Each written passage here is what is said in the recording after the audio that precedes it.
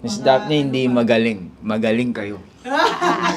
Talaga, yeah. The pathway or visa that we applied for is student for Chard Yes. and working permit for me. And our daughter also for student minor.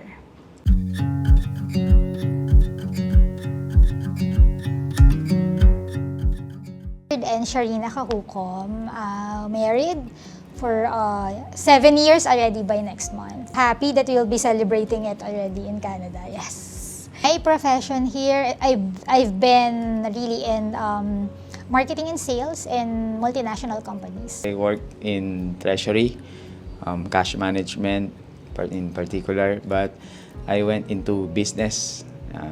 I helped my father about his properties.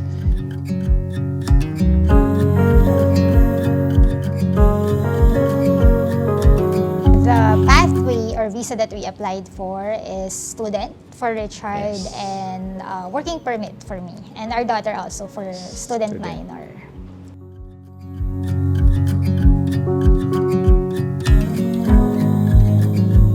Taking up marketing management. It's because it's in line with my current job with my managing the business of my dad.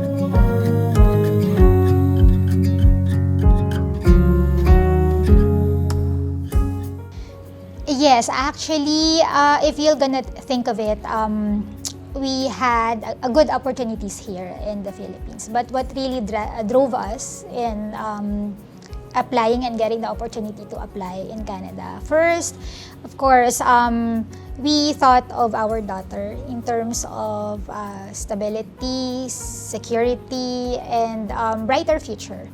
I'm not saying that it is not available here in the Philippines. But if you're gonna check more on how we are in terms of economy, government, weather, environment, and all, I would say that Canada is Canada. And it's not wrong to try other opportunities outside our comfort zone, because I know that we can still do more. And we can see our best when we are outside of our comfort zone. It's basically, it's so simple. I was challenged by living in a first world country. What it takes to live there compared to the Philippines. So it's more of a challenge to me. I always had this greatest dream of living Yes. abroad. Yes. I always wanted to live abroad. I always wanted to have a white Christmas.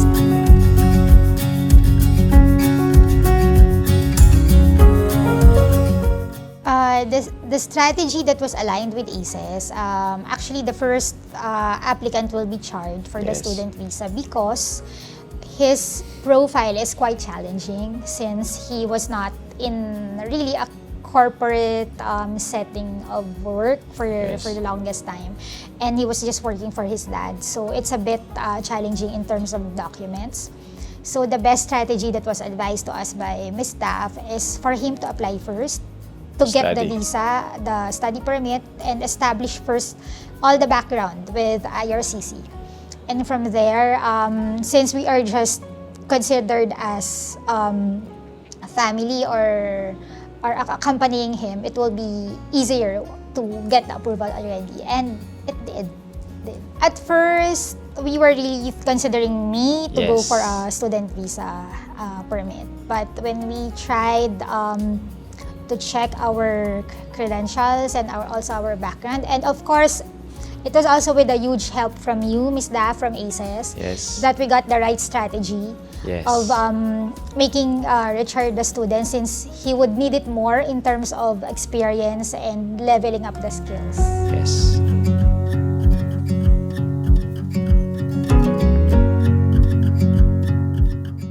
I think the best foundation, the core talaga is the family.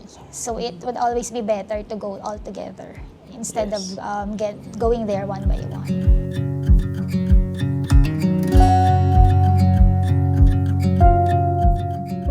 Oh my God, it was very challenging.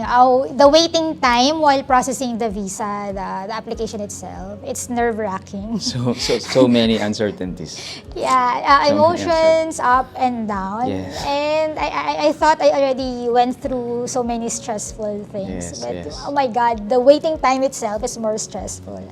Only by merely thinking if you're gonna be approved Yes, or yes. not is already a stressful one. A lot of prayers, a lot of A lot of pangungulit prayers, to yes. ACES, to Miss Daph. So I think I always tell Miss Daph that her comforting words really Yes, suits yes, yes, every that's- stress, every nervousness that we feel.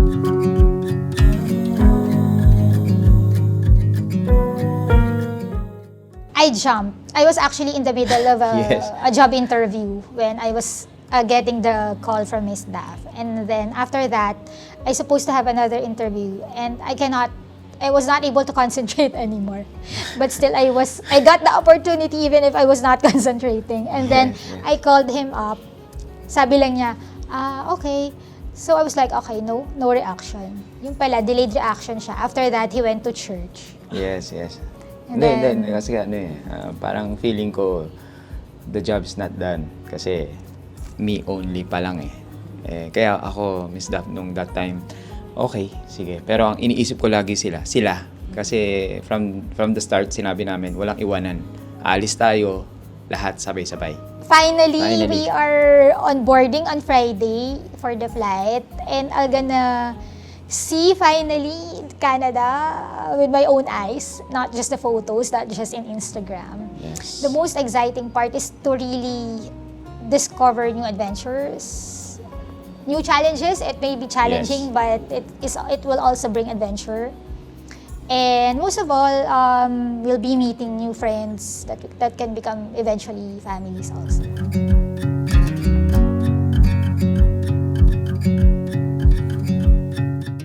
Me, number one, you should focus. You should have the courage and the focus on what you want. I think that will Yes. be the first motivation, first start, is to really know what you want. Yes. If you don't know what your goal is, it will be hard to proceed. So, yeah, know what you want, have the drive. And third, I think you have to talk or consult the right people that can help you. If you think you need help. But for us, like us, we are very busy, and this is our first time to apply really for immigration or for visa that is for long term. I mean, not tourist. So we really decided to seek for professional help from ACES. And I think Miss Daphne and ACES really played very huge part in this application in getting the success of our application and making our dream come true. Yes.